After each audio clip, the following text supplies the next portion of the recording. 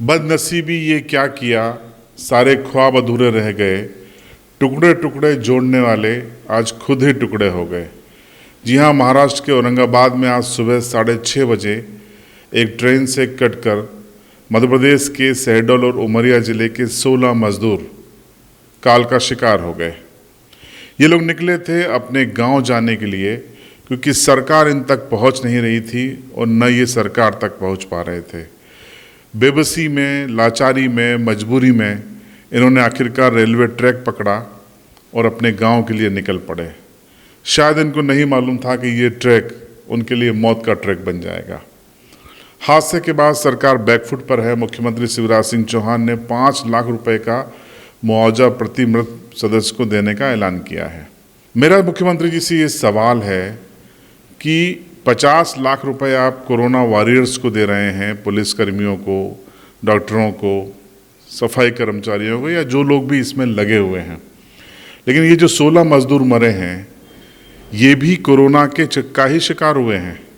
सीधा भले इनको कोरोना ना हुआ हो, लेकिन कोरोना के चलते जो अव्यवस्थाएं फैली, जो प्रशासनिक तंत्र की विफलता सामने आई, ये उस विफलता का शिकार हुए हैं। इसलिए 5 लाख नहीं, आपको 50 लाख रुपए मुआवजा देना चाहिए। और माफ़ कीजिएगा, मुआवजा देने के बजाय मैं ये मांग करूँगा कि आपके उमरिया और शहडोल के कलेक्टरों के खिलाफ आप FIR कीजिए। ये सदोष मानववध है। क्यों आपके इन दोनों जिलों के कलेक्टर उन मजदूरों से संपर्क नहीं कर पाए? क्यों उनको नहीं समझा पाए कि आपकी सुरक्षित वापसी होगी? क्या आपके ट्विटर पर बयान देने से सब कुछ हो जाएगा? 304A वो धारा है IPC की, जिसमें ये कहा जाता है कि किसी व्यक्ति का बगैर इंटेंशन अगर आप हत्या करते हैं तो 304 लगाया जाएगा। ये वही सदोष मानववध है।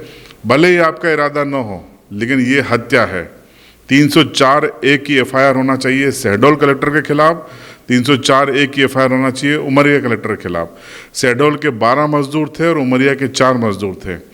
मैं लगातार अपने वीडियो में कह रहा हूं कि भाई सरकार क्यों नहीं पहुंच रही अपने नागरिकों के पास। आज भारत सरकार की फ्लाइट शुरू हो गई है एयर इंडिया की विदेशों के लिए। वहां से भारतीयों को लाया जा रहा है, यानी हाई प्रोफाइल इंडियंस के रिकॉर्ड आपके पास हैं, आप उनसे संपर्क कर रहे हैं।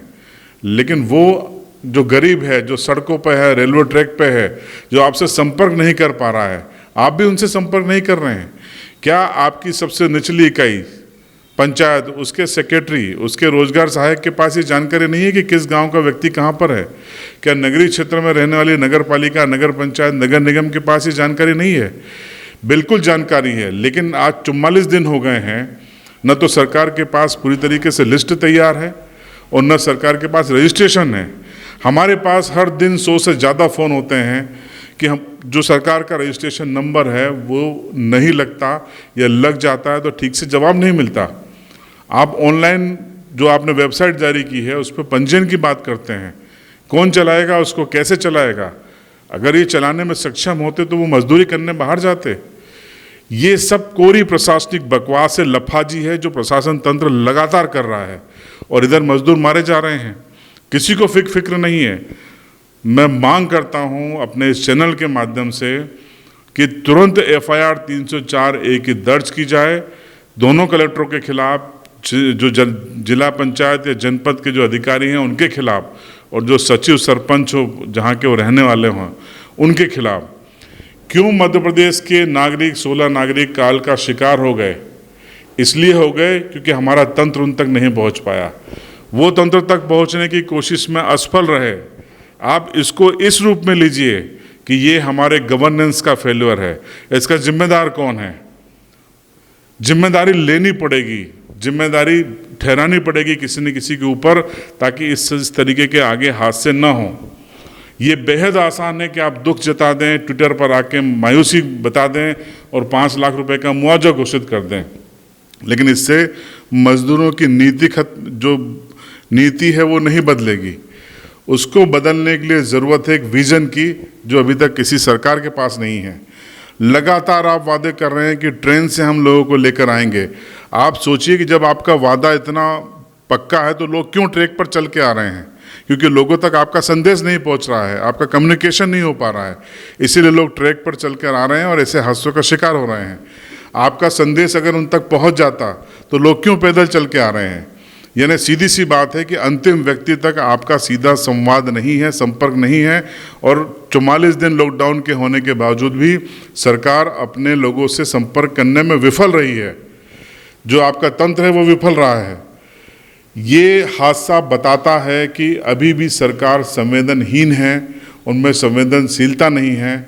अफसर सिर्फ लफ्फाजी करते हैं, उनके पास कोई ठोस विजन नहीं है, उनके पास कोई कार्य योजना नहीं है। जिम्मेदारी इन 16 मौतों की लेनी पड़ेगी मध्य प्रदेश सरकार को, दोनों जिलों के कलेक्टरों को।